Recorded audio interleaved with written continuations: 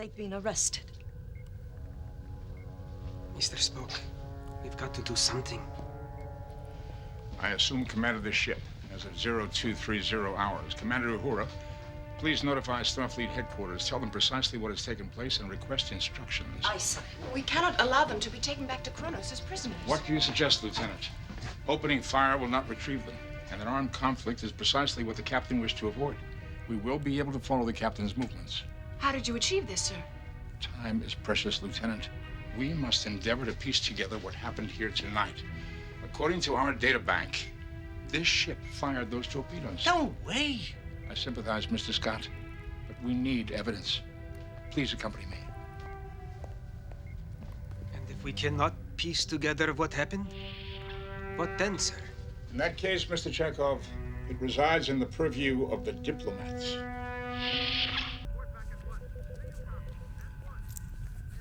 Report back on the double. Do you read? At once. We're to report back at once. We cannot abandon Captain Kirk and Dr. McCoy. Of course not. 400 years ago on the planet Earth, workers who felt their livelihood threatened by automation flung their wooden shoes called sabots into the machines to stop them. Hence the word sabotage. We are experiencing technical malfunction. All backup systems inoperative. Excellent. I mean, too bad. Inventory registers every torpedo. Yet the data banks insist we fired. One computer is lying. A computer doesn't lie. Precisely, Mr. Scott. Therefore, we must inspect each torpedo visually. That could take hours. Nevertheless, And if they're all there? then someone forged an entry in the data banks. Gorkon's daughter has been named Chancellor. It was on the news. I bet that Klingon bitch killed her father. Their own father. It is an old story, sir. Yeah, they don't place the same value on life as we do, Spock. You know that. Take my word. She did not shed one bloody tear. Hardly conclusive, Mr. Scott, since Klingons have no tear ducts. Lieutenant, any response from Starfleet since our dispatch? Yes, sir. And? Commander Uhura is experiencing technical difficulty, sir. Curious. Very well. For 24 hours, we'll agree this conversation did not take place. A lie? An omission. But in 24 hours, we won't have a clue where Captain Kirk is. I know precisely where he will be. You do? Where?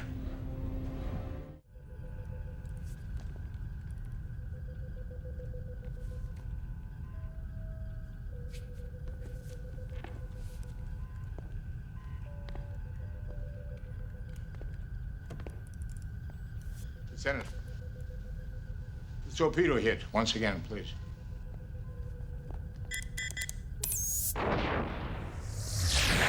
Hold.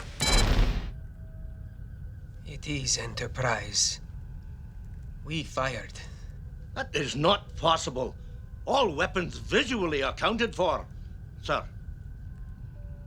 An ancestor of mine maintained that if you eliminate the impossible, whatever remains, however improbable, must be the truth. What exactly does that mean? It means that if we cannot have fired those torpedoes, someone else did. Well, they didn't fire on themselves, and there are no other ships present. There was an enormous neutron energy surge. Not from us. A neutron surge that big could only be produced by another ship. Cronus 1? Too far away. Very near us. Possibly beneath us. If there were a ship beneath us, the Klingons would have seen her. Would they? A bird of prey. A bird of prey. Cloaked? A bird of prey cannot fire when she's cloaked. All things being equal, Mr. Scott, I would agree. However, things are not equal. This one can. We must inform Starfleet Command. Inform them of what? A new weapon that is invisible? Raving lunatics, that's what they'll call us. They'll say that we're so desperate to exonerate the captain that we'll say anything.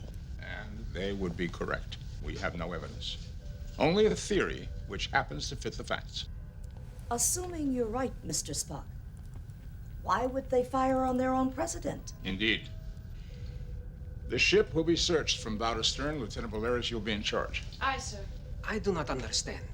If there was a ship underneath us, surely the assassins beamed aboard from that vessel, not Enterprise.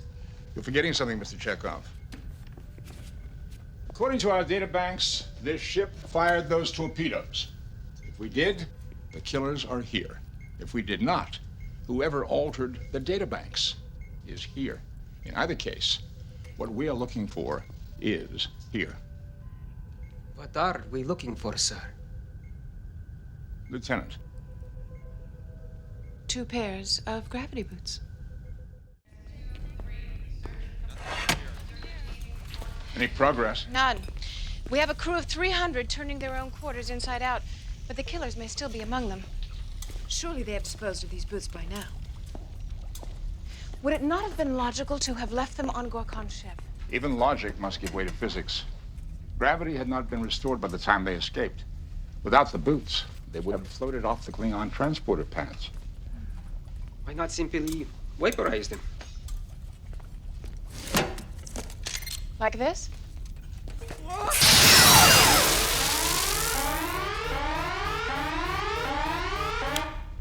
At ease. As you know, Commander Chekhov, no one can fire an unauthorized phaser aboard a starship. Suppose when they returned, they threw the boots into the refuse. I'm having the refuse searched. If my surmise is correct, those boots will cling to the killer's necks like a pair of Tiberian bats. They could not make their escape without them, nor can they simply throw them out the window for all to see. Those boots are here, somewhere. Did someone fire off a phaser? It's all right. It's nothing. It's nothing. Mr. Spock, Starfleet is screaming for us to return to port. Who fired that? Ah, Mr. Scott.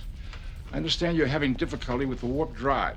How much time do you require for repair? There's nothing wrong with the bloody thing. Mr. Scott, if we return to space dock, the assassins will surely find a way to dispose of their incriminating footwear, and we will never see the captain or Dr. McCoy alive again. Could take weeks, sir. Thank you, Mr. Scott. Valeris, please inform Starfleet Command our warp drive is inoperative. A lie? An error. You understand. We have lost all contact with the captain and Dr. McCoy. Yes, at the moment they're surrounded by a magnetic shield. However, if I know the captain, by this time he is deep into planning his escape.